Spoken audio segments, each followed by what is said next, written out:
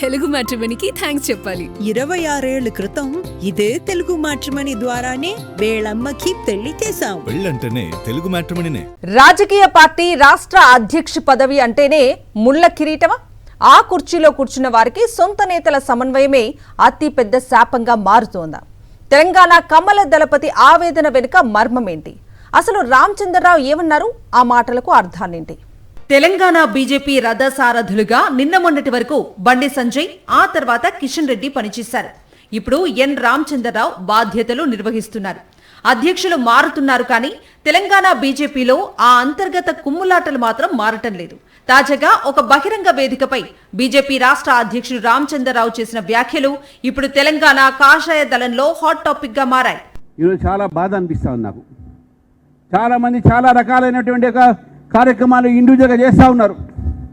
వాళ్ళు ఇష్టం వచ్చింది మాట్లాడుతూ ఉన్నారు. మన్ కీ బాత్ మన్ కీ బాత్ ఇక్కడ మాట్లాడాలి, కానీ ప్రధానమంత్రి గారు రేడియోలో మాట్లాడారు. మనం మాత్రం మన్ కీ బాత్ మీడియా ముందు మాట్లాడదు దయచేసి. పార్టీకి నష్టం జరుగుతూ ఉంది. ఈరోజు చాలామంది మన నాయకుల మీద పోస్టర్లు, ఫ్లెక్సీలు పెడతా ఉన్నారు.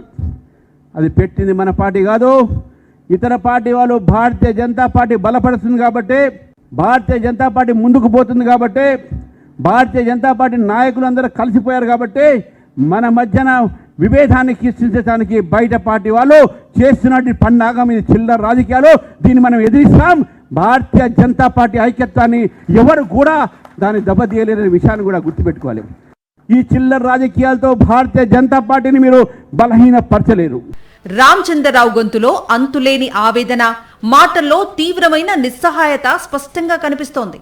రాష్ట్ర నేతలను సమన్వయం చేసుకోలేక రామచంద్రరావు చేతులెత్తిస్తున్నారనే చర్చ పార్టీలో విస్తృతంగా జరుగుతోంది. తెలంగాణ బీజేపీ రాష్ట్ర అధ్యక్షుడిగా బాధ్యతలు చేపట్టినప్పటి నుంచి ఎన్ రామచంద్రరావు ప్రయాణం అంత సాఫీగా సాగటం లేదని సమాచారం. పార్టీని ఒక తాటిపైకి తెచ్చేందుకు ఆయన పడుతున్న ఇబ్బందులు అన్నీ ఇన్ని కావని పార్టీ వర్గాల్లో మాట్లాడుకుంటున్నారు.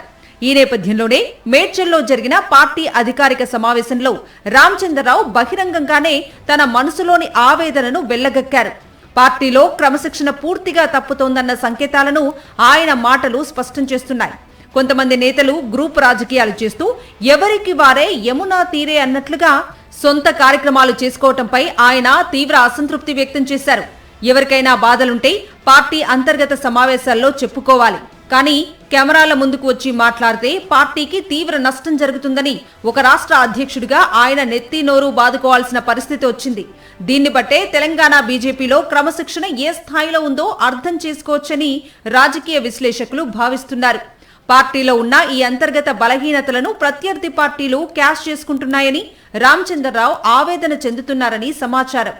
బీజేపీ నేతల మధ్య గొడవలు పెట్టడానికి సోషల్ మీడియాలో పోస్టర్లు, ఫ్లెక్సీలు వేసి చిల్లర రాజకీయాలు చేస్తున్నారని మండిపడ్డారు.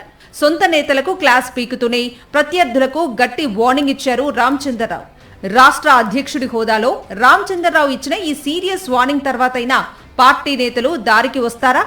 ఆయన పడుతున్న ఆవేదనను అర్థం చేసుకుని క్రమశిక్షణతో నడుచుకుంటారా, లేక ఎవరి రూట్ వారిదే అన్నట్లు వ్యవహరిస్తారా అన్నది తేలాలంటే మరికొంత సమయం పడుతుంది.